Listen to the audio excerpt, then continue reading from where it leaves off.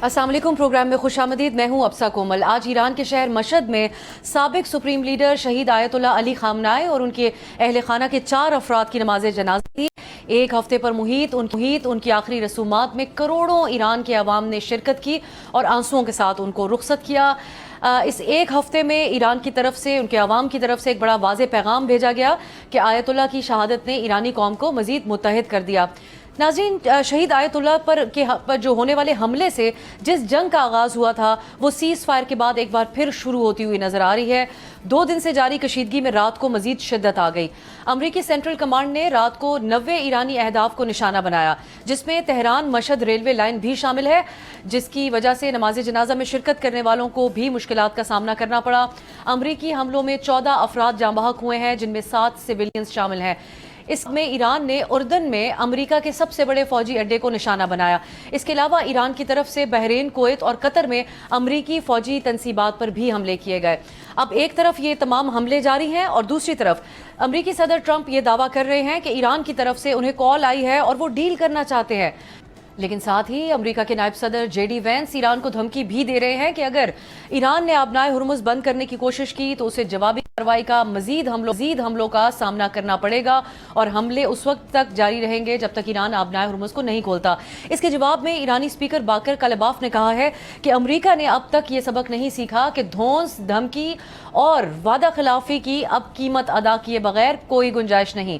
उन्होंने कहा कि मैं वाज़े अल्फाज में कहता हूं कि अगर आप हमला करेंगे तो आप पर भी हमला होगा। नाज़रीन, इस सब में कतर के वज़ीर आज़म ने ईरानी वज़ीर ख़ारजा अब्बास अराग़ची से रब्ता किया है और पाकिस्तान के दफ्तर ख़ारजा ने भी अपने बयान में दोनों ममालिक को मुफ़ाहमती यादाश्त पर अमल दरामद को यकीनी बनाने पर जोर दिया है। हम प्रोग्राम में ये जानने की कोशिश करेंगे कि सालिस ममालिक पाकिस्तान और कतर के पास अब कितनी गुंजाइश है कि दोनों ममालिक को इस MOU पर अमल दरामद के लिए कायल करें। इस पर बात करने के लिए आज के प्रोग्राम में हमने दावत दी है एम्बेसडर डॉक्टर साहब, सीनियर साबिक सिफारतकार हमें ज्वाइन कर रहे हैं, एडमिरल रिटायर्ड फैसल शाह साहब, सीनियर दिफाई तज्जियाकार, और अनस मलिक हमारे कॉलीग सीनियर सहाफ़ी हमें ज्वाइन कर रहे हैं मशहद से, जो कि आयतुल्लाह अली खामनाई की आखिरी रसूमात की कवरेज के लिए ईरान में मौजूद है। बहुत बहुत शुक्रिया आप तीनों का। अनस, हम आपसे आगाज़ करते हैं। आप 7 दिन से तकरीबन ये तमाम जो रसूमात हैं ये आप देख रहे हैं, वहाँ पर किस किस्म का अवामी सेंटिमेंट आपने देखा बराह रास्त, अगर आप हमारे नाज़रीन के लिए शेयर कर सकें? बहुत बहुत शुक्रिया अफसा साहिबा for having me on the show. देखिए, मुझे आज 8वां रोज़ है। मैंने तेहरान में जो है तकरीबन 6 रोज़ निकाले और गुजारे, और उसके बाद फिर मैं मशहद आया और कुम में भी मैंने फ्यूनरल अटेंड किया, कवर किया, और तेहरान में भी किया, और अभी मशहद में भी कर रहा हूँ। मशहद का जो नमाज जनाजा है वो सबसे बड़ा अब तक है, ये कहना गलत नहीं होगा। Just to give you a start, पिछले 48 घंटों के अंदर 7 मिलियन लोग, गोया 70 लाख लोग ऐसे हैं जो कि सिर्फ मशहद आए हैं, और इंतजामिया का ये कहना है कि आज आने वाले लोगों की तादाद जो है वो तकरीबन 1 करोड़ के करीब होगी। वो तकरीबन 1.5 से 2 करोड़ के करीब जो है वो लोग बता रहे हैं कि इस जनाजे के अंदर शिरकत जिन्होंने जो करेंगे, और ओवरऑल जो बरियल तक में जो रहेंगे वो 1.5 से 2 करोड़ लोग होंगे। सेंटिमेंट की आपने बात की, तेहरान के अंदर तो ये बड़ी क्लैरिटी थी कि ये सीज फायर एक टेम्परेरी सीज ऑफ फायर है, जो कि जैसे ही फ्यूनरल खत्म होगा वो रिस्टोर कर देंगे। अमेरिकी साइड इसके ऊपर हमला अपना रिस्टोर करेगी, और बिल्कुल एन उनकी उम्मीदों के मुताबिक अमेरिका ने उसी तरह किया। गुस्सा पाया जाता है, बहुत ज्यादा गुस्सा पाया जाता है, यहाँ तक कि एग्रीमेंट के हवाले से भी जो है वो जेन्युइनली गुस्सा पाया जाता है कि अब तक एग्रीमेंट की क्योंकि क्लॉज के ऊपर अमल दरामद पूरी तरह नहीं हो सका है, तो उसके हवाले से हुकूमत को भी कड़ी तनकीद का निशाना बनाते हैं लोग। और एक चीज जो बड़ी क्लियर है, जो बड़ी वाज़ेह है, वो ईरानी अवाम ने अपनी जो यूनिटी है वो अपनी शो कर दी है। जो वेस्टर्न मीडिया रिपोर्ट्स थी, वेस्टर्न इंटेलिजेंस असेसमेंट थे कि किसी न किसी तरह कोई डिसइंटीग्रेशन हमें नजर आती थी, उन रिपोर्ट्स को पढ़ के ये पिछले 7 दिन के अंदर जो अफेयर चल रहा है उसमें ये चीज तो बड़ी वाज़ेह है कि ईरानी अवाम ना कि सिर्फ मुत्तहिद हैं बल्कि अपने सुप्रीम लीडर के पीछे खड़े हैं और अपने सिस्टम में भी उतना ही यकीन रखते हैं जितना उनको पहले दिन था। अनस, ये जो दोबारा से हमले हुए हैं, आप ये कहते हैं कि ईरानी अवाम के लिए ये एक्सपेक्टेड था कि ये होगा?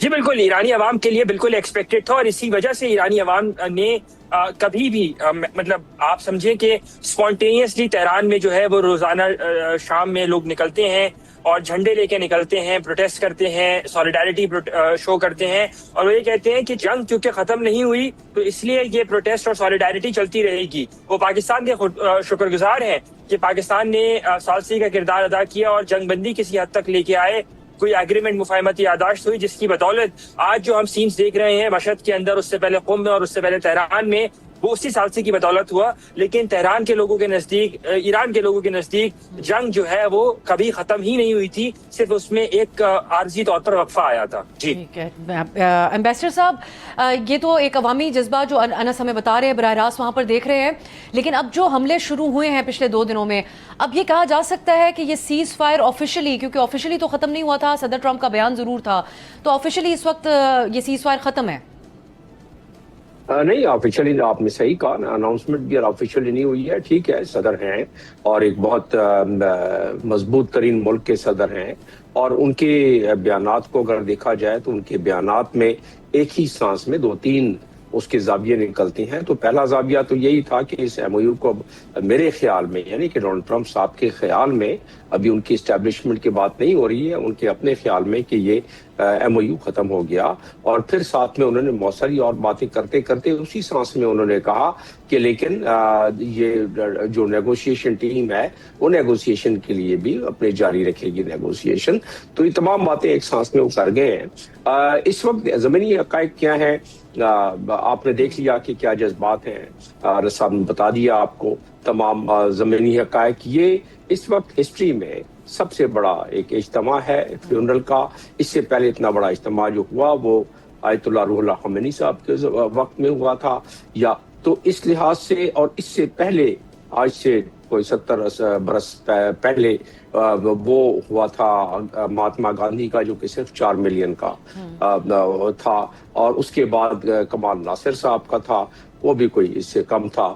لیکن یہ آپ دیکھیں, اور پھر پورٹ بینیڈکٹ کا جو تھا ہوپ کا, وہ صرف اس میں 50,000 لوگ تھے. خیر وہ یورپ کا معاملہ ہے, لیکن یہاں یہ اس وقت ہسٹری میں مثال نہیں ملتی. یہ تمام اس پہ جتنے بھی پولیٹیکل سائنٹسٹ ہیں وہ اتفاق رکھتے ہیں.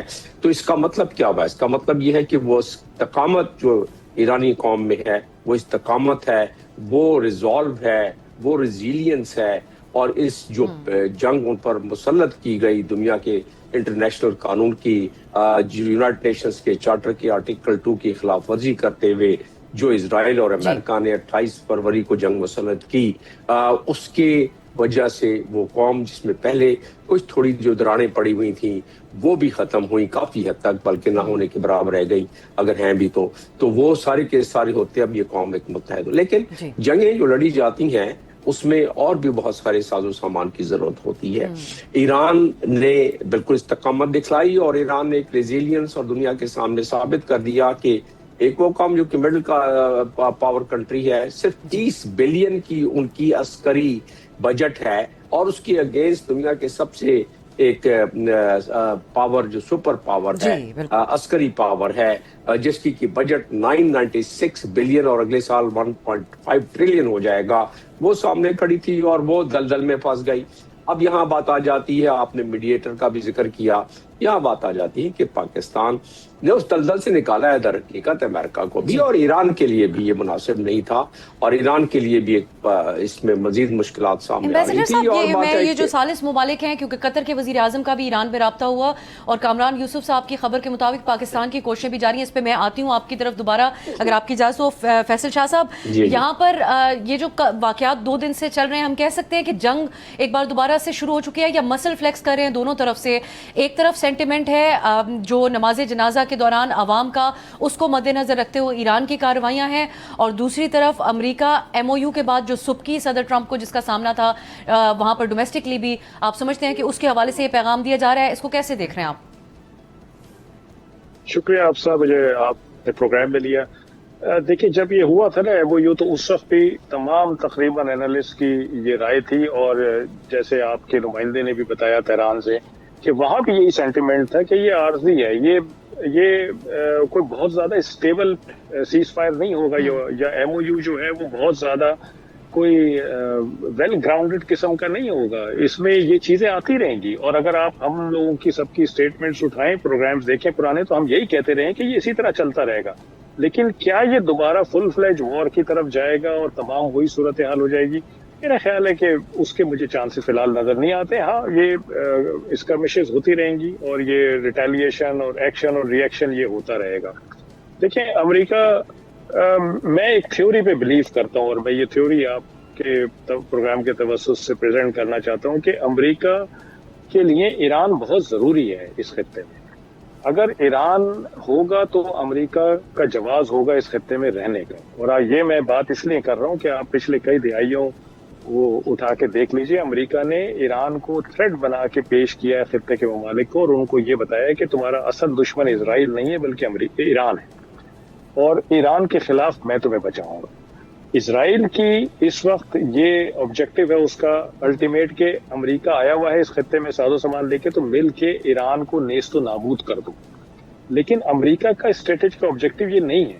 اس کا اسٹریٹجک آبجیکٹو میں ایران کو ایک ایسا ملک رکھنا ہے جو کم از کم تھریٹ ریڈیٹ کر سکے, اس کو بالکل پیرالائز نہیں کرنا ہے. تو میں نہیں سمجھتا کہ امریکہ بالکل ایران کے اوپر چڑھ دوڑے گا, اور جس طرح سے پریزیڈنٹ ٹرمپ صاحب کہہ رہے ہیں کہ ہم یہ اینٹ سے اینٹ بجا دیں گے اور یہ کر دیں گے, ایسا نہیں ہونے والا ہے میں سمجھتا ہوں. دیکھیں جنوری میں چلے جائیں 2026 میں آپ کو ایرانی عوام سڑکوں پہ نظر آ رہی تھی اور اسرائیل اور امریکہ کہہ رہے تھے کہ آگے چلو ہم پیچھے سے آ رہے ہیں, ٹھیک ہے. اور اب آپ دیکھیں کہ ایرانی عوام کا اپنی حکومت کے ساتھ کیا رویہ ہے. امریکہ نے تو انفیکٹ اس خلش کو پر کر دیا, اس نے تو ملا دیا ہے, اس نے تو رجیم کو اسٹرانگ کر دیا ہے, اس نے تو انڈورس کر دیا, اسی رجیم سے تو ایگریمنٹس ہو رہے ہیں, اسی سے تو بات چیت ہو رہی ہے. جس کو وہ کہتے تھے کہ ہم اس کو چینج کرنا چاہتے ہیں, یہ بالکل کوئی ریلیونٹ نہیں ہے, یہ کنٹروورشل ہے اور ہم اس کو ہٹا دیں گے, وہ تو نہیں ہوا. انہوں نے تو اس کو انڈورس کیا. اب انہوں نے جان کی کیا ہے یا یہ ہو گیا ہے یہ تو آنے والا وقت بتائے گا. لیکن میری تھیوری یہ کہتی ہے کہ یہ امریکہ کے حق میں گئی ہے, امریکہ کے حق میں گئی ہے بات, ایران کے بھی حق میں گئی ہے, امریکہ کے بھی حق میں گئی, کیونکہ ایران اسٹرانگ ہو گیا اور اب امریکہ جو ہے وہ اس خطے میں اس کے رہنے کا جواز بھی اسٹرانگ ہو گیا. اچھا, آپ کی اس بات پہ پھر ایک بریک کی طرف جاتے ہیں, اور یہ دونوں جو آپ نے پوائنٹ سامنے رکھے اس پہ مزید بات کرنے کی تو ضرورت ہے. ایم او یو کے ویک پوائنٹس کیا تھے جو اس کے یہ حال ہوا کہ جنگ ایک بار پھر سے شروع ہو چکی ہے, اور ثالث ممالک کا کردار, دونوں حوالوں سے بات ہوگی ایک شارٹ بریک کے بعد. بریک کے بعد خوش آمدید. ایران اور امریکہ ایک بار پھر جنگ کے دہانے پر ہیں. آئندہ دنوں میں کیا ہونے جا رہا ہے اس پہ ہم بات کر رہے ہیں. ہمیں مشہد سے ہمارے ساتھ انس ملک بھی موجود ہیں جو کہ تمام جو اس وقت علی خامنہئی کی آخری رسومات ہیں اس کو وہاں پر براہ راست دیکھ رہے ہیں. انس, ایک اور بات جو میں آپ سے پوچھنا چاہ رہی تھی, آپ کی جو آبزرویشنز ہوتی ہیں وہ ہمارے لیے اہم ہوتی ہیں. یہ کتنی بڑی غلط فہمی تھی ایران اور معاف کیجیے گا امریکہ اور اسرائیل کو کہ علی خامنہئی اگر نہیں ہوں گے تو اس کے ایک وہ ان پاپولر ہیں, ان کے حوالے سے جو ایک اوپینین تھا, یا یہ جو نظام ہے ایران میں یہ ان پاپولر ہے, لوگوں میں مقبول نہیں ہے. یہ جب آپ وہاں پر لوگوں سے بات کریں, کیا کوئی اختلافی آواز ایسی کو قابل ذکر آپ کو سننے کو ملی؟ ویسے تو حالات و واقعات ایسے نہیں ہیں کہ وہاں کوئی اختلاف کرے, لیکن پھر بھی آپ نے خود کیا آبزرو کیا مقبولیت کے حوالے سے جو انڈرسٹینڈنگ تھی امریکہ اور اسرائیل کی؟ میں اگر آپ کا سوال صحیح سے سمجھ پایا ہوں افسر صاحبہ, تو میرے خیال سے بہت بڑی غلط فہمی تھی کہ اگر علی خامنہئی نہیں ہوں. چلیے یہاں پہ کیونکہ وہ مشہد میں موجود ہیں انس, اور وی انڈرسٹینڈ آپ کے ہاں انٹرنیٹ بہت کی ڈسٹرپشن بہت زیادہ ہے, تو چلیں ون لائنر تو انس کا آ گیا ہمارے پاس کہ یہ بڑی غلط فہمی تھی. تو ایمبیسڈر صاحب, اب جو ایم او یو کے نکات ہیں, کیا اس حوالے سے بھی پوری دنیا کو ایک غلط فہمی تھی کہ اس کے اوپر اتفاق رائے ہوا ہے تو تبھی یہ سائن ہوا؟ کیونکہ آپ نائے ہرمز کے حوالے سے ایران یہ کہتا ہے کہ انہوں نے کوئی وائلیشن نہیں کیا ہے ایم او یو کی, اور اس میں یہی طے تھا کہ ایران جو ہے وہ خود سیف پیسج دے گا تو وہی جہاز گزر سکیں گے. آپ سمجھتے ہیں کہ یہ بنیادی طور پہ انس, اگر آپ مجھے سن پا رہے ہیں تو آپ کنٹینیو کرنا چاہیں گے؟ چلیے ہم ایمبیسڈر صاحب کی طرف دوبارہ جاتے ہیں. ایمبیسڈر صاحب, آپ کی نظر میں یہ ایم او یو کے نکات ہی ایسے تھے کہ ہمیں یہی ایکسپیکٹڈ تھا کہ آئندہ یہی ہوگا؟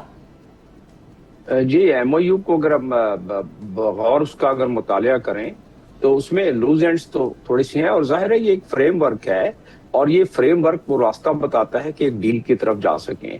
اس فریم ورک میں جو 3 نکات ہیں اس پر ایم او یو سائن ہوتے ہی عمل درآمد ہونا تھا, جو کہ ہو گیا. پہلی بات تھی کہ بلاکیٹ کھولنا تھا, دوسری طرف سے اسٹیٹ آف ہرمز کو ایران نے کھولنا تھا, اور تیسری بات یہ تھی کہ جنگ بندی آل فرنٹس پہ ہونی تھی لبنان سمیت.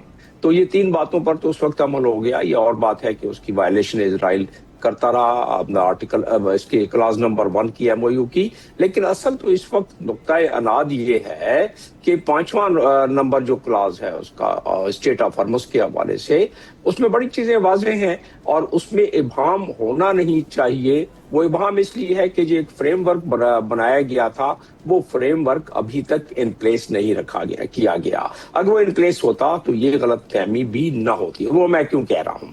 وہ اس لیے کہہ رہا ہوں کہ 2 چیزوں کو ذہن میں رکھتے ہوئے یہ بات سمجھنے کی ضرورت ہے. پہلی بات تو یہ ہے کہ 14 پوائنٹ کا وہ ایم او یو، اور دوسری بات جو ہوئی تھی ایک میٹنگ سوئٹزرلینڈ میں اور وہاں اس کے بعد اعلامیہ جاری ہوا تھا، جوائنٹ سٹیٹمنٹ میڈیٹرز کے طرف سے پاکستان اور قطر کے طرف سے. اس میں بتایا گیا تھا کہ ڈسپیوٹ ریزولوشن گروپ ایک بنے گا. اس میں بتایا گیا تھا کہ کمیونیکیشن لائن ایک ہوگی، اسٹیبلش ہوگی، جو کہ نہیں ہوئی. اس میں بتایا گیا تھا کریشن آف ڈی کنفلکشن سیل ہوگا، جو کہ نہیں ہوا ابھی تک، جو ہونا تھا نہیں ہوا. اب اس پہ تیزی سے کام سنائے کہ شروع ہو گیا ہے. تو اگر یہ تینوں چیزیں ہوتی تو یہ نوبت یہاں تک نہیں. اچھا 5ویں میں کیا ہے کلاز میں؟ وہ یہ تھا کہ ٹھیک ہے 30 دن تک تو مائنز کو کلیئر کرنے کا ایران نے کہا تھا کہ ہم کریں گے اس کو، جو سی مائنز ہیں، اور ساتھ ساتھ کہ راستوں کا تعین ایران اس لیے بھی کہتا ہے کہ ہم کر رہے ہیں کہ ہم چاہتے ہیں کہ ہماری ذمہ داری ہے، ہماری ٹیریٹوریل واٹر سے گزر رہا ہے، یہ ہماری ٹیریٹوریل واٹر میں کوئی حادثہ نہ ہو کیونکہ سی مائنز بچھی ہوئی ہیں.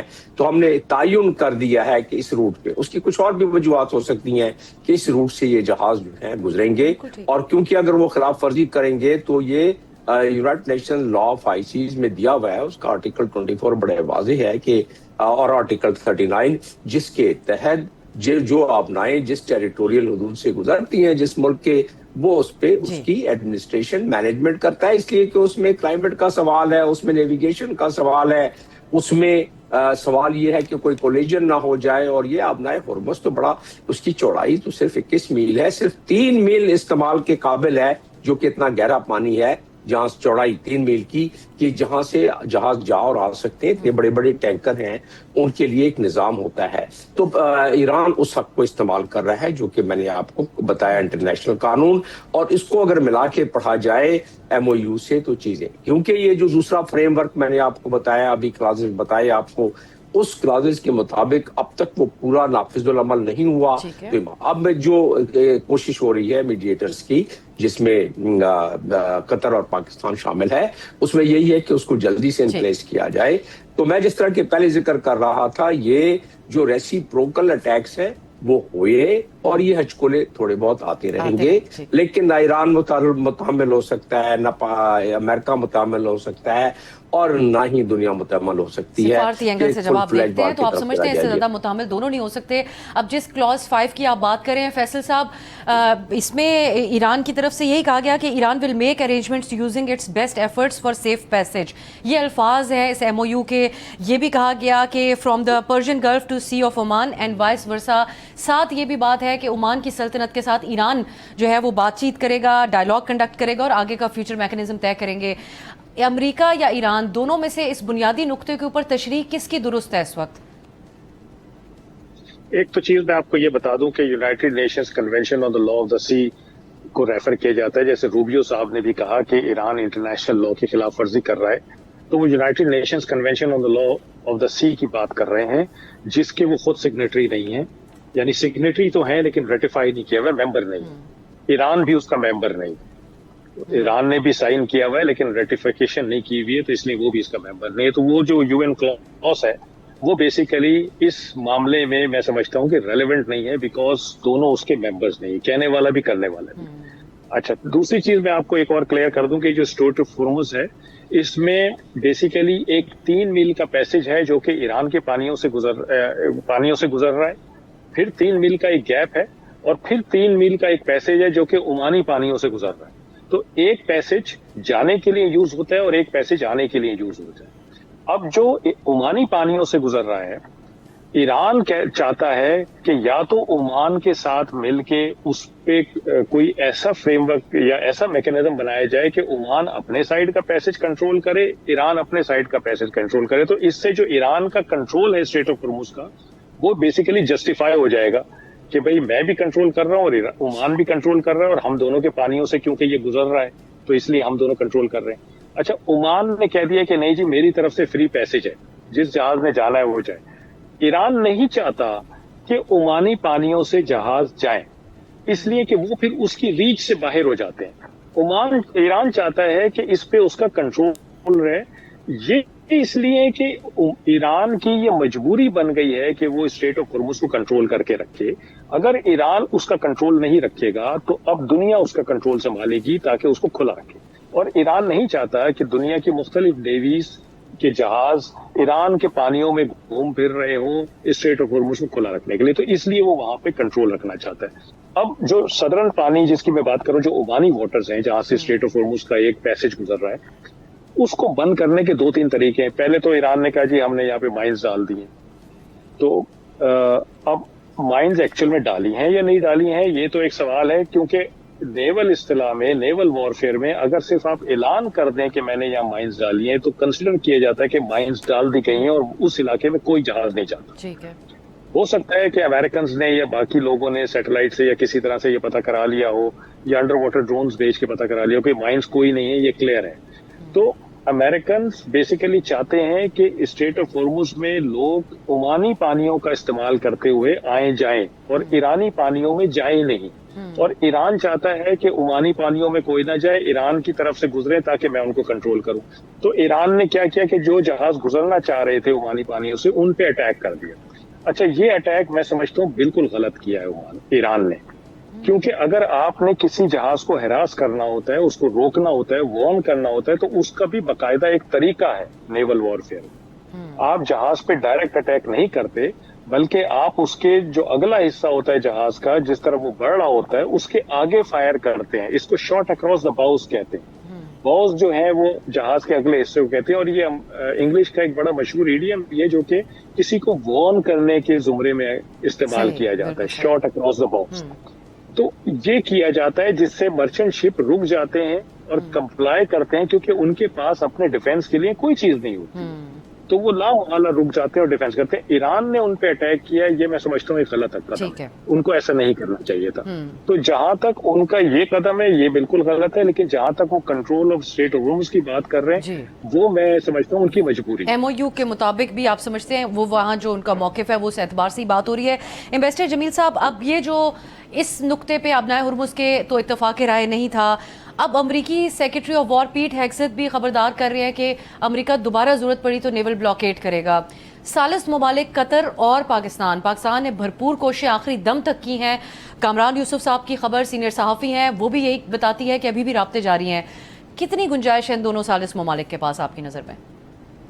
نہیں، یقیناً گنجائش اس لیے اس میں کافی زیادہ ہے کہ دنیا نے یہ اذیت برداشت کر لی اور یہ تکلیف برداشت کر لی، معاشی اذیت اور معاشی تکلیف برداشت کر لی 107 دن جب یہ بند رہا، اور جو ڈسرپشن اس وقت ہوئی ہے سپلائی کی اس کے اثرات اب تک جاری ہیں، اور ہمیں پتہ ہے کہ کیا کیا چیزیں اس گزرگاہ سے، اس پانی سے گزرتا ہے اسٹریٹ آف ہرمز سے، تو اس کی وجہ سے فرٹیلائزر کا ہو گیا، اس کے ہیلیم کا ہو گیا، باقی سلفر کا ہو گیا، بہت ساری چیزیں جو کہ دنیا میں بہت سارے معاملات میں استعمال ہوتی ہیں، اور خاص طور پر خوراک کی قلت جو بہت ساری جگہوں پر اب شروع ہو جائے گی، وہ بھی 30% جو یہاں سے فرٹیلائزر جاتا ہے، اسی طرح اس کے کانسیکوینسز بہت زیادہ ہیں، اور پھر دنیا کے ریزرو جو خرچ ہونا شروع ہو گیا انرجی کا، اور امریکہ خود اس کے پاس صرف 176 دن کے ریزرو تھا، اور اس میں سے وہ ڈیلی 1.5 ملین استعمال کرتا رہا ہے۔ تو بہرحال پوری دنیا سے کیونکہ وہ ہو رہی تھی، تو اب میڈیٹرز کیا کر سکتے ہیں؟ میڈیٹرز کو یہ ایج حاصل ہے کہ دونوں سائڈ کو پتہ ہے کہ اگر یہ لمبی معاملہ چل پڑا تو اس کو کیا اذیت دوبارہ شروع ہو جائے گی، تو دونوں سائڈ کو ایک راہ چاہیے، کچھ ایک ایسا ایک وسیلہ چاہیے کہ جس کے تحت ون ون دوبارہ اپنے قوم کو بتائے۔ دیکھیے اس کے 2 پارٹ ہوتے ہیں نا، جو ڈونلڈ ٹرمپ کر رہے ہیں وہ پولیٹیکل پاسچرنگ کر رہے ہیں، اور پولیٹیکل پاسچرنگ میں اپنی قوم کو الیکشن میں جا رہے ہیں۔ ایران ہے وہ اپنی عزت و وقار و تکریم کی وجہ سے اپنی استقامت پہ کھڑا ہے، اور وہ چاہے گا کہ اپنی عزت و وقار و تکریم، اور خاص طور پر یہ جو آپ نے فیونرل دیکھا جس کا ہم نے ابھی ذکر کیا اور انس نے ذکر کیا جس کا، اس کی وجہ سے جو ان کا morale ہے اس وقت اور جو ان کے انتقام کے جو نعرے وہاں لگ رہے ہیں تو وہاں کے ایرانی اکابرین کے لیے بھی مشکل ہو رہا ہے کہ چیزوں کو وہاں عوام کے جذبات کو کنٹرول کیا جائے. خاص طور پر ایسے موقع پر شاید آہستہ آہستہ یہ معاملہ جذبات تھوڑے سے ایرانی اکابرین کو ان کو اندازہ ہے کہ اس کی کس انداز میں لے کے چلنا چاہیے اس معاملے کو. تو اس میں پتہ ہے ہمیں اس چیز کا علم ہے کہ ایران کو کی انفلیشن کتنی ہوئی, ایران کی سپلائی لائن جو بلاکٹ ہوا تو اس میں کیا کیا پرابلمس ان کو پیش آئی, اس کی کچھ ٹیکنیکل خد و خال بھی ہیں. اگر آپ کے پاس ٹائم ہوگا تو وہ بھی میں بتا دوں گا کہ کنووں کی کیا حالت ہوتی ہے اگر یہ زیادہ دن تک بلاکڈ ہو جائے تو یہ آئل کے لیے اور آئل کا نکلنا کتنا ضروری ہے, ان میں کیمیکل ری ایکشن کیا ہو جاتا ہے. تو اس کے بہت سارے مضمرات ہیں دنیا پر اور ان ممالک پر, لہٰذا یہ میڈیٹرز جو ہیں یہ اپنے کام میں دوبارہ ہو چکے ہیں, فعال ہو چکے ہیں, اور اس فعال ہونے کے بعد ان کو میں سمجھتا ہوں کہ یہ زیادہ ٹائم نہیں لگے گا اور دوبارہ ٹیبل ٹاکس پر آنا ہوگا دونوں فریق کو.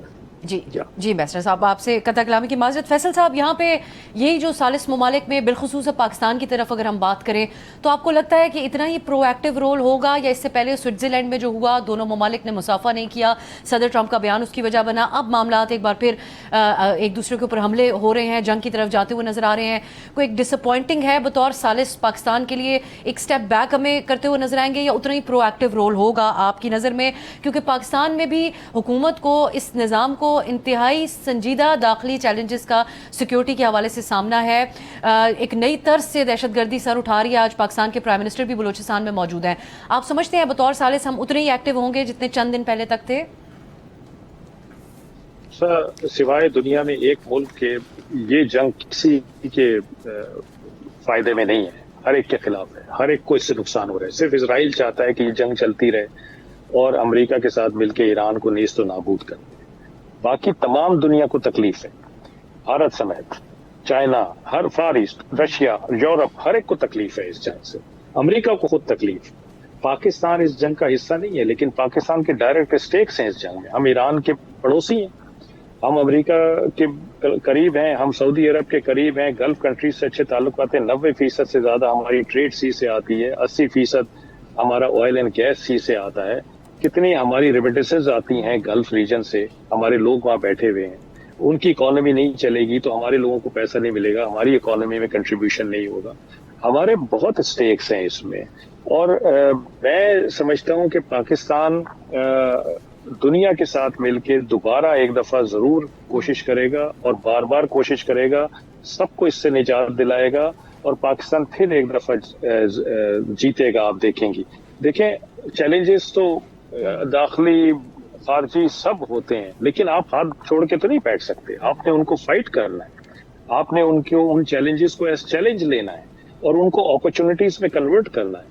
تو میرے خیال ہے پاکستان کے پاس یہ صلاحیت موجود ہے, جو اس کو ایک پولیٹیکل اسٹیچر ملا ہے مئی 2025 کے بعد, اس میں بتدریج اضافہ ہوا ہے. پاکستان اس پولیٹیکل اسٹیچر کا بھرپور فائدہ اٹھا سکتا ہے, نہ صرف یہ جنگ رکوانے میں, بلکہ جس کراس بارڈر ٹیررزم, پانی کا ایشو, کشمیر کا ایشو, وہ سب بھی ہم حل کر سکتے ہیں اپنے اس پولیٹیکل اسٹیچر کو لیوریج کر کے.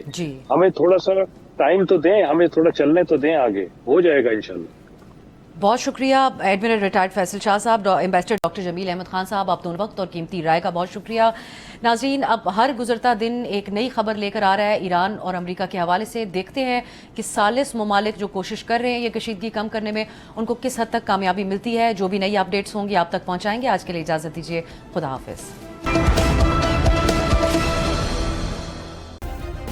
سبسکرائب کریں اور بیل دبائیں تاکہ کوئی خبر رہ نہ جائے.